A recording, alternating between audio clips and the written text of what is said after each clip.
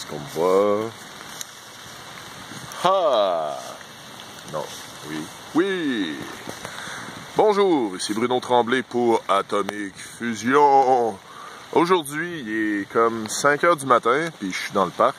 Il y a juste les écureuils loup-garou pour m'accompagner. L'écureuil loup-garou, c'est la même chose, mais plus gros.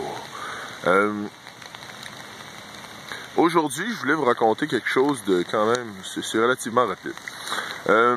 Il y a 12 ans, à peu près, j'ai été retourné au cégep dans le but de faire sciences humaines, mais c'est pas ça le but de l'histoire. On avait créé un comité de jeux de rôle, puis on faisait des parties là. On avait même eu une subvention, c'était cool, fait que je pouvais faire ça dans tous les bons cégeps, mais comme tous les trucs, quand tu t'en vas, ben, à un moment donné, ça chie, puis c'est ça. Je pense que c'est rendu que le 3/4 des livres doit être détruit. Je sais même pas si ça existe encore, mais c'est pas grave. Vérification potentielle à faire. Là, alors, donc, il y avait des parties qu'on organisait. Il y avait une partie de Cthulhu que j'avais adhéré comme joueur. Puis, la partie était quand même tard. Je me rappelle plus c'était où la première partie. Je pense même qu'on l'avait faite dans le local parce que c'était le but du local. La partie, ben, il y avait, je me rappelle juste de 2 personnages. Non, 3. Il y en a un, c'est un petit bum, genre énervé. Je pense que c'était un avocat, mais tu sais, le joueur le jouait comme un petit bum, une affaire de même. Il y avait un psychologue. Un psychologue, lui, il était... je me rappelle plus, là. En tout cas, je me rappelle du joueur, c'était un Mathieu. Je pense que je l'ai encore dans mes amis Facebook, peut-être.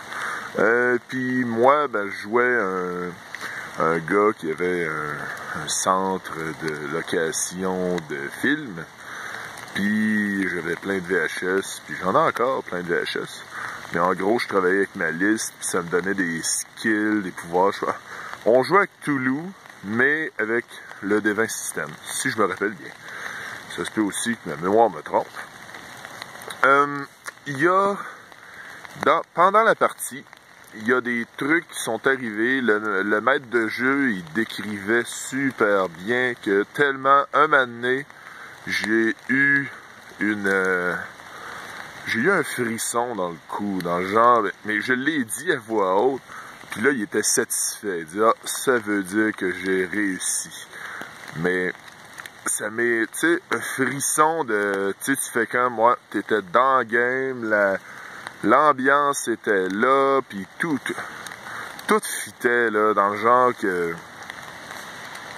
Tout fitait que... Finalement, je pense que j'ai eu la chienne. Pas pour mon personnage ou quoi que ce soit, mais genre... Que ça m'a foutu les jetons. Pour mes Français le Français qui m'écoute. Puis là, ce que je recherchais, c'est le même sentiment dans une partie. C'est quelque chose que ça fait longtemps que j'ai pas ressenti, tu sais, avoir la chienne dans une partie de jeu de rôle. Parce que là, tu sais, c'est comme on s'en vient pas détaché, mais tu sais, c'est... tu sais, on joue, puis on se croit invincible à un moment donné, ou quelque chose. Ça dépend aussi du système de jeu, mais là, je recherche à revoir le même sentiment.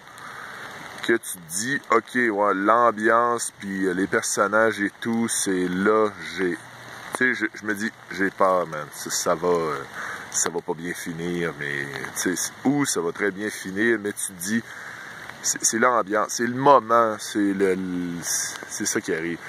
Puis là, je vous pose une question à vous. Est-ce que vous avez déjà réussi, à faire ça, à faire peur à un joueur, et 2, c'est quoi vos meilleures ambiances pour être... pour le jeu, c'est la meilleure ambiance, pas juste la musique, tamiser les lumières ou tout, mais c'est quoi l'ambiance. Puis, je rajoute une 3e question. C'est où la place la plus bizarre où vous avez joué? Ben, bizarre, entre guillemets, ça peut être genre une voiture.